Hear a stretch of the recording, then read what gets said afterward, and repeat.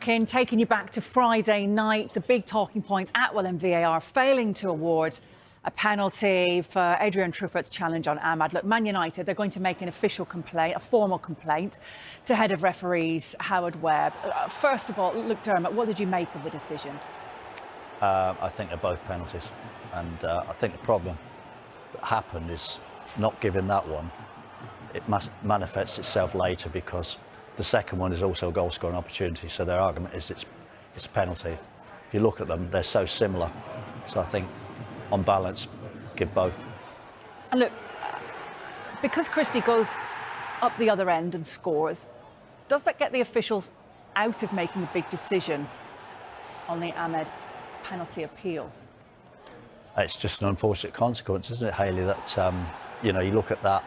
The referee has got the most perfect position. If you look, it's not quite in this picture here, but he's looking straight at it. He's looking straight at it.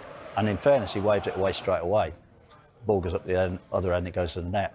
Ironically, the VAR is still checking the decision when the ball goes in the net. So why wouldn't they have just told him that, he's made a mistake? Well, they can't tell him he's made a mistake. What they can say is it a clear and obvious error? And Stewart's obviously fed back to them. I don't think it's enough of a shove. I don't think there's enough in it. They look at it and they back the referee. But like you said there, Derms, the referee is in a great position to see everything. And, when you look at it, I had some friends saying, oh, it's soft, he's gone down too easy. Amad Diallo must be about, 5'6", right? And the defender's obviously in the wrong position and he's shoved him. And then the way he's fallen, it doesn't look like he's not exaggerated that at all. He's just off balance. So I can't understand why the referee hasn't seen that and he's made the decision against that. And I think that is the reason why this whole commotion has started now, because I think if the Maguire ones happens first, this one is then a penalty, I think. But it's obviously happened the other way around, and I know it's hindsight. But it's definitely a penalty for me. Yeah, look, on that, fans are comparing that challenge to Harry Maguire's on Evan Nielsen, which saw a red card. Here we are, passage of play. Why are they different, Dermot? Well, that's what I said, Hayley. If you look at it, this one is slightly different. It's a goal-scoring opportunity, but you look at the way he does it. It's almost when you see them together, you say, well, either they're both penalties or neither of them are penalties, because whichever way the referee jumps, people would expect him to jump the same way twice.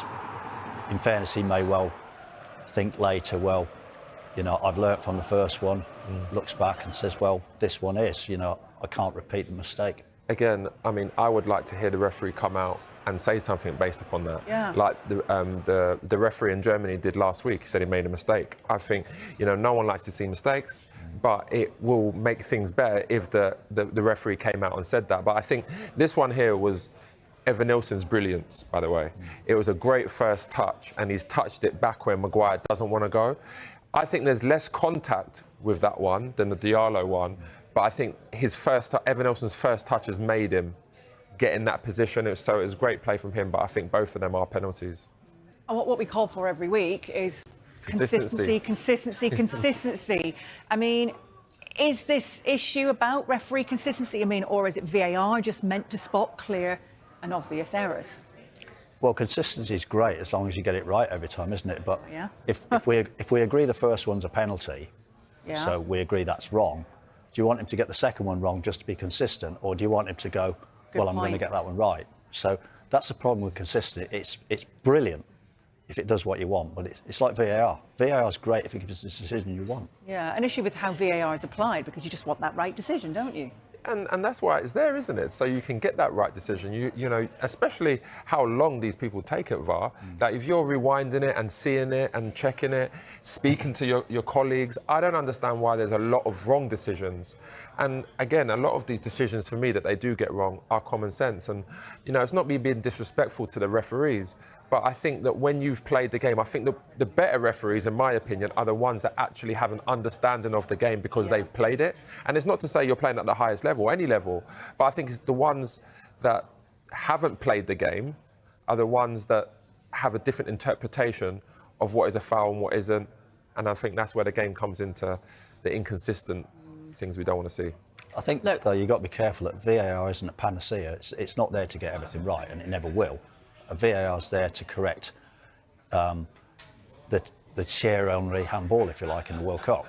It's things like clear and obvious errors. It's not there to re-referee. It's not there to go, Jay, you've got this wrong, so you've got to do this. You know, you've got to be mindful that there's always going to be a subjective element. And that's where I think that the debate comes into play, because yes, it is subjective, but I feel like the referees, the officials that get more decisions right are the ones that have actually played the game rather than the ones that have just looked at the rules from a textbook. OK, look, Michael Carrick compared the Amad incident to this penalty given for a foul on Matheus Cunha. So comparing it to that, is that a fairer comparison? There's no question, this one. I mean, it's great play from Cunha, and you can see him. He's actually grabbed his shirt. Yes, Cunha's gone down. People might say he's made the most of it, but he's got this view is the best view. Like, he's grabbing him. He feels it. He's gone down, but it's good play from the forward. But that one's obvious, I think. Yeah. And look, another one to bring you here as well. We've got Bournemouth fans. I mean, they're asking why Evan Nilsson wasn't awarded a penalty in the first half. This you can see here. Maguire pushing him. What do you think to this one then?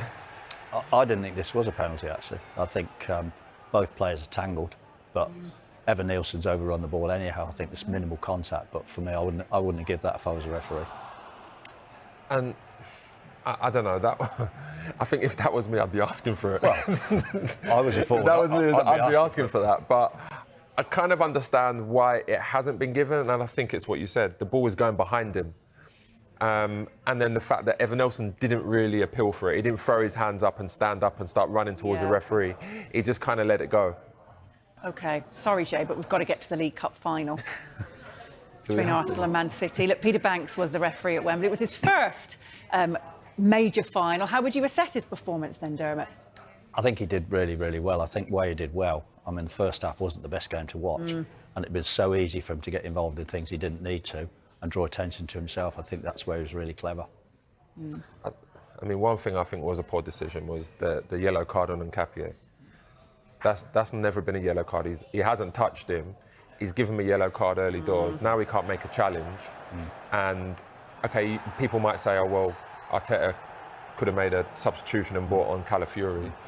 But I think that was a big yellow card in terms of now he can't tackle, he can't, he can't mistime anything. That to me is not a yellow card at all. It's not when you see that. In fairness to Peter Banks, if you go to the first angle, his angle, it looks as though he jumps in. Players don't do any favours. If it wasn't a foul, why did the City player have to go to ground? So players don't do referees any favours. I think, to be honest, I think the City player slipped.